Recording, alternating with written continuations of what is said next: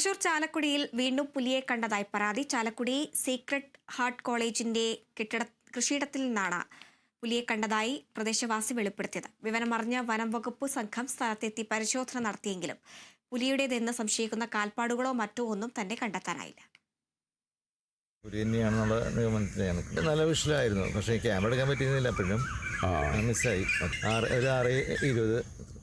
ഇന്ന് രാവിലെ 6:30യോടെയാണ് പ്രദേശവാസിയായിട്ടുള്ള രാധാകൃഷ്ണൻ പുലിയെ കണ്ടത്. ഡിവിഷൻ കൗൺസിലർ ഈ വിവരം വനം വകുപ്പിനെ അറിയിച്ചു. ഇതോടെ വനം വകുപ്പ് സംഘം സ്ഥലത്തെത്തി പുലിയെ കണ്ടതായി പറയുന്ന 27 ഏക്കറോളം വരുന്ന തോട്ടം മുഴുവനും അരിച്ചുപറക്കി. പുലിയെന്ന് സംശയിക്കുന്ന കാൽപ്പാടുകൾ ഉൾപ്പെടെ യാതൊരുവിധ തുമ്പും കണ്ടെത്താനായിട്ടില്ല.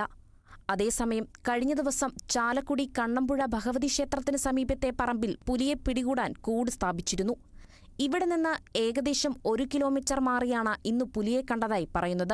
രാവിലെ 6:20 നമ്മുടെ തൃശ്ശൂർ ടൗൺ പ്ലാനിങ്ങിൽ വർക്ക് ചെയ്ത രാധാകൃഷ്ണൻ 6:20 എന്നെ വിളിച്ചു പറഞ്ഞു. അപ്പോൾ തന്നെ നേരെ ഫോറസ്റ്റ് ഓഫീസർമാരെയും വിളിച്ചു, DFOയും വിളിച്ചു.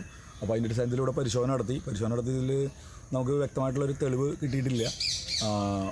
ഒരു ടീമായിട്ട് തന്നെ ഇവിടെ ഈ ഏകദേശം 27 ഏക്കർ ഭൂമിയുണ്ട് ഈ SH കോളേജിൻ്റെ ആയിട്ടുള്ള. അപ്പോൾ അതിൽ ഈ ഗ്രൗണ്ടിന് പിൻഭാഗത്ത് റെയിൽവേ പാളത്തോട് ചേർന്നിട്ടുള്ള ഈ സ്ഥലമാണ്. അപ്പോൾ അവിടെ മുഴുവൻ പരിശോധന നടത്തി. ഇനി അവർ വലിയൊരു ടീം വീണ്ടും പരിശോധന നടത്തുന്ന ഒരു.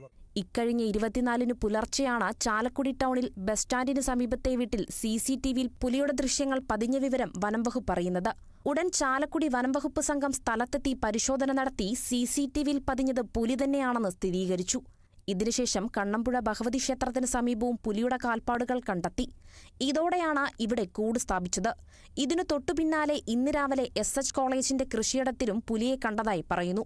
ചാലക്കുടിയിൽ പുലിയുടെ സാന്നിധ്യം സ്ഥിരീകരിച്ചതോടെ കടുത്ത ഭീതിയിലാണ് ഇവിടുത്തുകാർ ദിവസങ്ങൾ തള്ളിനീക്കുന്നത്.